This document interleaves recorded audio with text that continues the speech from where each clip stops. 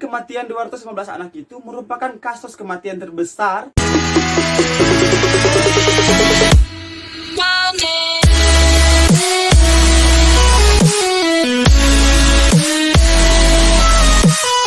Welcome back to my YouTube channel Enrico Brian. Apa kabar teman-teman? Semoga kalian sehat-sehat ya. Jadi aku sudah lama nggak upload video baru dikarenakan aku mencoba mempolling di Instagram. Dan banyak sekali teman-teman yang memilih untuk aku upload video itu pada hari Sabtu.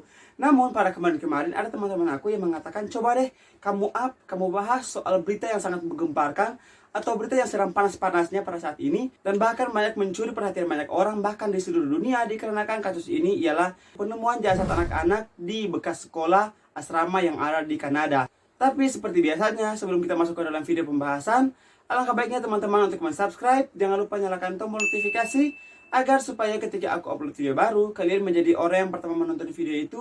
Dan jangan lupa like, komen, dan share sebanyak-banyaknya. Setiap tahunnya, ratusan ribu orang menghilang dari seluruh dunia.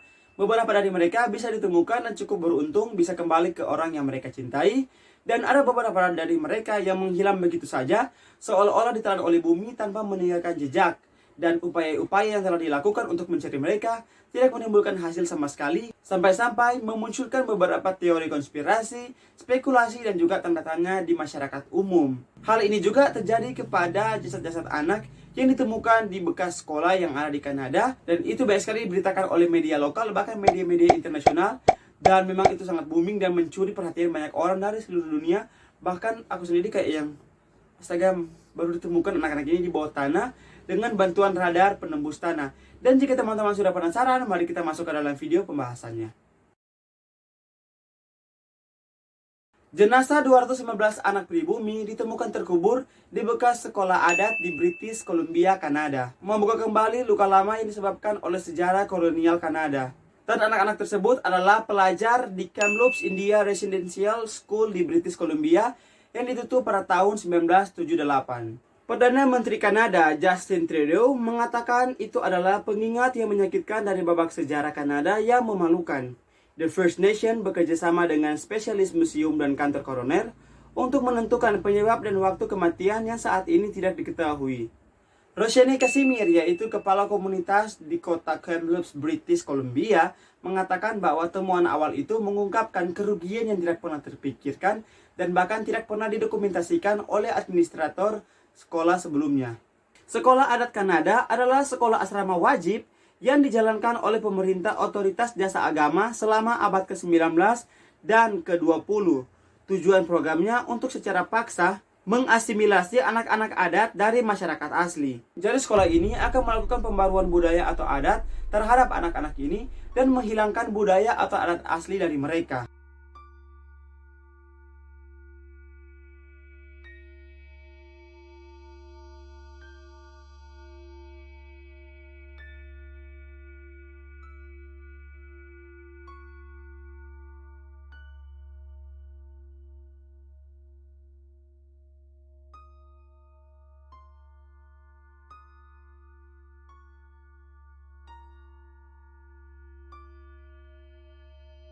Dan bahkan anak-anak ini dipaksa untuk bersekolah di sana dan diambil paksa dari orang tua mereka.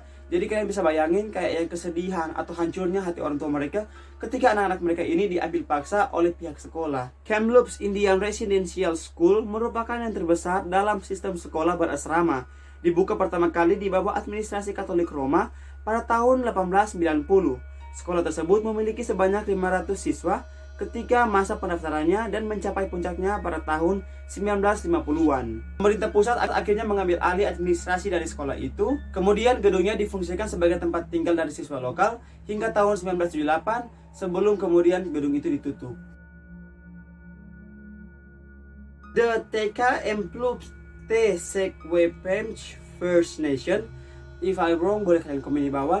Jadi mereka itu mengatakan bahwa mereka menemukan jasad-jasad itu dengan bantuan dari radar penembus tanah saat mereka melakukan survei di bekas sekolah itu. Penemuan tersebut memicu kemarahan, mendorong sejumlah orang di Kanada melakukan protes dengan meletakkan sepatu boneka anak-anak di tugu peringatan yang dinamakan sebagai Tugu Egerton Ryerson. Adolphus Egerton Ryerson adalah seorang pendidik asal Kanada sekaligus seorang pendeta metodis yang merupakan kontributor terkemuka untuk desain sekolah sistem umum Kanada dan sistem sekolah perumahan Indian yang ada di Kanada. Perry Bellegarde, yaitu Ketua National Assembly of First Nation, mengatakan dalam sebuah pernyataan bahwa para keluarga mereka berhak mengetahui kebenaran dan mendapatkan kesempatan untuk pemulihan. Bellegarde juga mengatakan penyelidikan harus menyeluruh ke seluruh bekas situs asrama sekolah agar dapat mengarah kepada lebih banyak kebenaran adanya genosida terhadap orang-orangnya. Namun Casimir mengatakan bahwa anak-anak yang hilang ini ialah anak-anak atau kematian yang tanpa berdokumentasi. Namun mereka sudah mengupayakan segala cara untuk mencari identitas dari anak-anak tersebut, mengingat mereka juga menghormati rasa cinta dan rasa sayang terhadap orang-orang yang mereka tinggalkan atau orang-orang tua dari anak-anak ini. Hasil penyelidikan sejak tahun 2015 mengatakan bahwa sistem pendidikan bagi warga Kanada yang memisahkan antara anak-anak di bumi dan juga anak-anak yang lain diistilahkan atau dinamakan sebagai cultural genocide atau genosida budaya. Jadi anak-anak ini disekolahkan secara terpisah, baik dalam denominasi, dalam asrama, dan juga mereka hanya dikatakan menggunakan satu bahasa, yaitu bahasa Inggris. Dan menurut laporan terbaru, di dalam jasad-jasad tersebut ditemukan anak berusia 3 tahun, dan kalian bisa bayangin derita anak itu dan kayak yang sadis banget pendidikan Kanada pada saat itu. Laporan tentang kejadian itu berisi penyiksaan fisik, pemerkosaan, kekurangan gizi, dan kekejaman terhadap 150.000 anak yang bersekolah di sekolah yang dikelola gereja Kristen atas nama pemerintah Ottawa. Sebanyak 4.100 anak diketahui meninggal saat mereka berada di sekolah itu. Dan kematian 215 anak itu merupakan kasus kematian terbesar dan bahkan belum termasuk atau terhitung dalam angka total siswa yang meninggal. Gimana guys menurut kalian? Coba komen di bawah.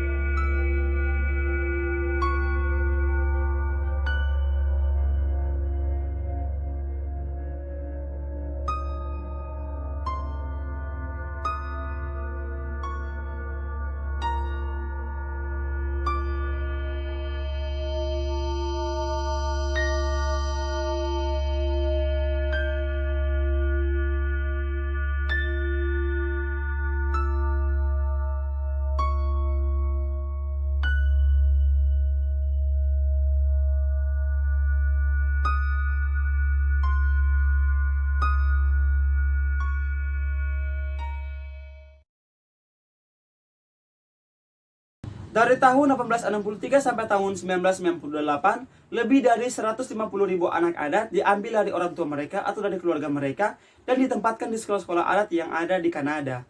Bahkan anak-anak itu seringkali tidak diizinkan untuk berbicara dengan bahasa mereka atau untuk mempraktikkan bahasa mereka. Banyak yang siswa diketahui mengalami kekerasan dan penganiayaan. Sebuah komisi yang dibentuk pada tahun 2008 menemukan bahwa ketika dampak itu terjadi kepada anak-anak, anak-anak ini bahkan tidak pernah dipulangkan kepada komunitasnya atau kepada keluarga mereka. Jadi mereka itu kayak yang diambil dari orang tua mereka dan disekolahkan di sekolah itu dengan asrama yang ada, namun mereka tidak pernah dikembalikan kepada orang tua mereka. Itu kayak yang gila banget kan teman-teman?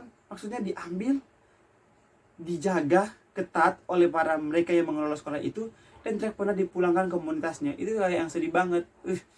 Bahkan Menteri Hubungan Adat di Kanada, yaitu Caroline Bennett, mengakui sekolah itu adalah bagian dari kebijakan kolonial yang sangat memalukan. Dan pada tahun 2008, pemerintah Kanada secara resmi meminta maaf dengan apa yang pernah terjadi pada saat pemerintah atau sekolah kolonial Kanada pada saat itu dan sistem-sistem yang ada pada saat itu.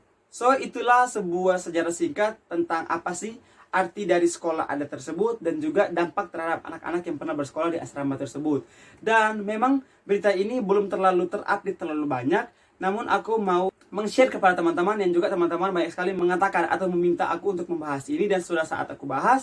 Dan jika ada beberapa kata-kata aku yang kurang atau beberapa berita-berita aku yang keliru, kalian bisa komen di bawah untuk memperbaikinya bersama-sama. Jadi untuk teman-teman yang mungkin mengetahui lebih, boleh kalian komen di bawah agar supaya aku bisa membacakan dan dapat mengetahuinya dengan secara jelas. Oke, kita sudah berada di ujung video. Terima kasih kalian sudah nonton videonya. Jika kalian suka silahkan di like. Mohon maaf jika salah-salah kata dari saya. Untuk kritik dan saran silahkan komen di bawah. Untuk ide-ide video selanjutnya silahkan di email di bawah ini atau yang ada di deskripsi box. Dan see you on the next video guys. Salam perdamaian. Dadah.